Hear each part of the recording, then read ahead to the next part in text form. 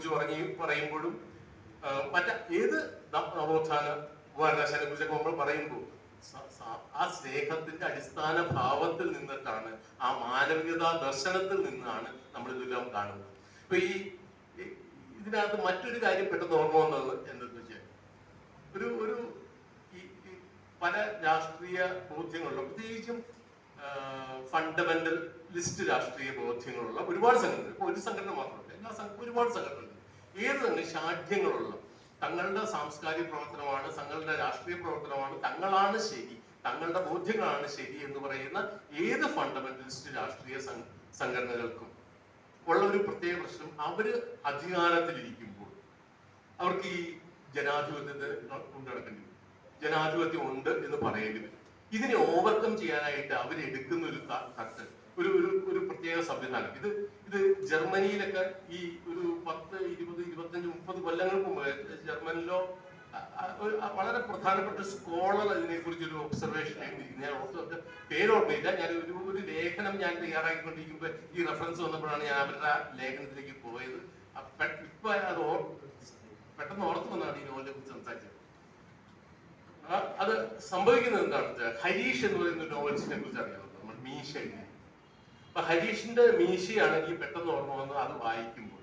ഇതൊരു 2 മാസം 3 മാസം മുമ്പാണ് എനിക്ക് ഈ ലേഖനത്തിനായിട്ട് വർക്ക് ചെയ്തപ്പോൾ ഇത് കിട്ടിയത്.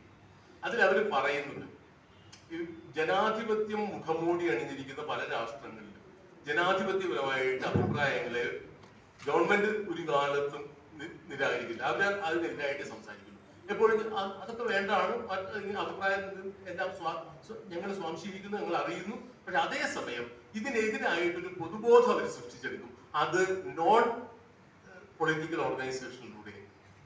അപ്പൊ എന്താണെന്ന് വെച്ച് കഴിഞ്ഞാൽ, ഇതിനകത്ത് കിടക്കുന്ന നമ്മളുടെ ഒരു പ്രത്യേക മതത്തെ കുറിച്ചോ ഒരു രാഷ്ട്രീയത്തെ കുറിച്ചോ ഉള്ള, അല്ലെങ്കിൽ ഒരു വ്യവസായിയെ കുറിച്ചോ ഉള്ള നമ്മളുടെ ഏതെങ്കിലും ഒരു ജേർണലിസ്റ്റ് സമീപനമോ ഒരു കലാകൃതിയോ മറ്റെന്തെങ്കിലും ആവട്ടെ, ഇതിനെതിരായിട്ട് വർക്ക് ചെയ്യാനായിട്ട് ഇവര് താല്പര്യപ്പെടുന്ന ഒരു ക്രിസ്തീയ സംഘടനയായിരിക്കും, അല്ലെങ്കിൽ ഒരു ഹിന്ദു സംഘടനയായിരിക്കും, ഒരു മുസ്ലിം സംഘടനയായിരിക്കും, അതല്ലെങ്കിൽ വേറെ ഏതെങ്കിലും പ്രത്യേക ഓർഗനൈസേഷൻ ഉണ്ടാക്കും.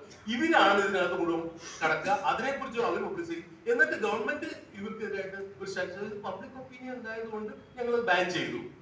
So they want to keep it that we are absolutely democratic, but these people, നമ്മളുടെ ഒരു പൊതുബോധം സൃഷ്ടിച്ചെടുക്കാനായിട്ട് അങ്ങനെ കുറെ നെഗറ്റീവ് ആയിട്ടുള്ള, അതാണ് അങ്ങനെയുള്ള ഒരു ക്രിയേഷൻ ആണ് നമ്മളുടെ ഈ അജിത്തൊക്കെ പറഞ്ഞ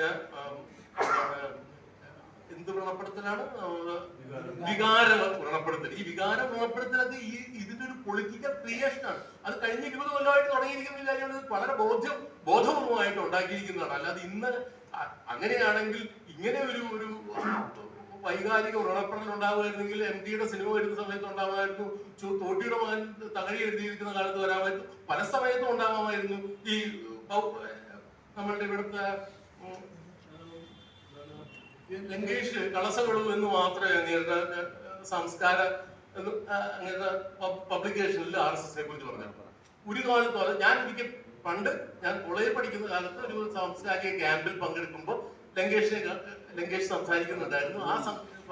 അത് പറഞ്ഞ ഒരു വാക്യം ഇന്നും എന്റെ മനസ്സിലാണ്. ഞാൻ എന്റെ പത്രത്തിൽ ഒരു കാലത്തും ഞാൻ ഈ ഗ്രൂപ്പിനെ കളസകളും അല്ലാതെ എഴുതിയിട്ടില്ല എന്ന്. അങ്ങനെ ആ ഒരു രീതിയിൽ സമീപിക്കുന്ന ആൾക്കാരെ അന്നേ കളയാമായിരുന്നല്ലോ. ഗൗരി ലങ്കേഷിന്റെ കാലം പറഞ്ഞ കാര്യം ഉണ്ടായിരുന്നില്ല, ലങ്കേഷിനെ ചെയ്യാമായിരുന്നു.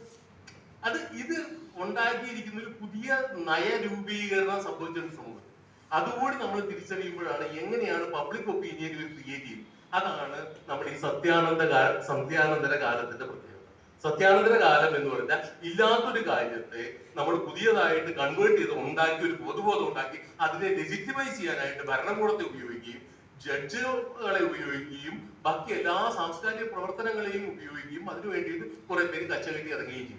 ഇതിന്റെ ഒരു പ്രത്യേകത അത് അനുഭവിച്ചറിയാൻ വേണ്ടിയിട്ടും അത് നമുക്ക് വായിച്ച് നമ്മളുടെ സമൂഹത്തിലെ പല കാര്യങ്ങളും, നമ്മൾ അനുഭവിച്ച കാര്യങ്ങൾ, നമ്മൾ കേട്ടറിഞ്ഞ കാര്യങ്ങൾ, നമ്മൾ തിരിച്ചറിഞ്ഞ കാര്യങ്ങൾ എല്ലാം കൂടി സമന്വയിപ്പിച്ച് ഒരു പുസ്തകത്തിന്റെ രൂപത്തിൽ പലപ്പോഴും പൊള്ളിപ്പിക്കുന്ന ഒരു അനുഭവമായിട്ടാണ് ഈ പുസ്തകം എനിക്ക് അനുഭവപ്പെട്ടത്. എനിക്ക് തോന്നുന്നത് ഞാൻ ഒരുപാട് സംസാരിക്കുന്ന, വേറെ ഒരുപാട് പേര് സംസാരിക്കാറുണ്ട്. നമസ്കാരം.